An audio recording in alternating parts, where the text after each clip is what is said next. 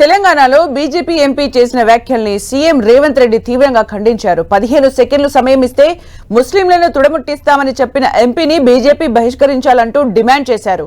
మతాన్ని రెచ్చగొట్టి రాజకీయ లబ్ధి పొందాలని బీజేపీ చూస్తుందన్నారు. హైదరాబాద్లోని సరూర్ నగర్ జనజాతర సభలో పాల్గొన్న రేవంత్ రిజర్వేషన్లను రద్దు చేయాలని బీజేపీ కుట్ర చేస్తుందని ఆరోపించారు. ఈ దేశంలో డాక్టర్ బాబాసాహెబ్ అంబేద్కర్ గారు, మహాత్మా గాంధీ గారు అందించిన రాజ్యాంగమే ఈ రోజు ప్రమాదంలో పడ్డది. ఈ దేశం మీద, ఈ సమాజం మీద, ఈ రాజ్యాంగం మీద, ఈ రిజర్వేషన్ల మీద నరేంద్ర మోడీ, అమిత్ షా దాడి చెయ్యాలని ఇవాళ కంకణ బద్దులై బయలుదేరి ఇవాళ రెచ్చగొట్టే ప్రకటనలు చేసిన పార్లమెంటు సభ్యురాలి మీద తక్షణమే ఎన్నికల అధికారులు క్రిమినల్ కేసులు పెట్టాలి, అరెస్టు చేయాలి. మతాన్ని అడ్డం పెట్టుకొని ఎన్నికల్లో ఓట్లు అడిగి ప్రజల్ని రెచ్చగొట్టడం తీవ్రమైన నేరం. ఇవాళ ఈ హైదరాబాద్, ఈ తెలంగాణ గడ్డ మీదనే అమిత్ షా గారు ఉన్నారు. రేపు నరేంద్ర మోడీ గారు రాబోతున్నారు.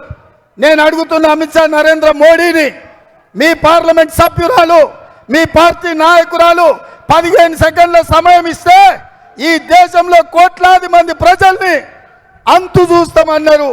మీరు సమర్థిస్తున్నారా? మీరు శిక్షిస్తారా?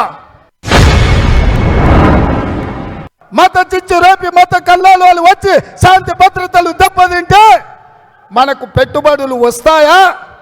మన ఉద్యోగ ఉపాధి అవకాశాలు ఉంటాయా?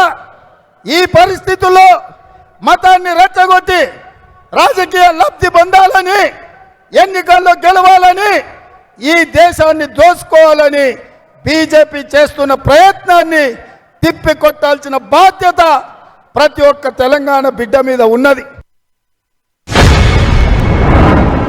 ఇవాళ ఈ విశ్వనగరంలో బీజేపీ వాళ్ళు విషం జిమ్ముతున్నారు. ఇవాళ బీజేపీ వాళ్ళ ఆలోచన ఒక్కటే, మత చిచ్చు పెట్టాలి, మతాల మధ్య విభజన చెయ్యాలి, ఎన్నికల లబ్ధి పొందాలి. ఇది తప్ప ఇంకొక ఆలోచన లేదు. ఈడికొచ్చిన మా సోదరులను నేను అడుగుతున్నా, శ్రీరామనవమి మనం చేయలేదా? హనుమాన్ జయంతి మనం చేయలేదా?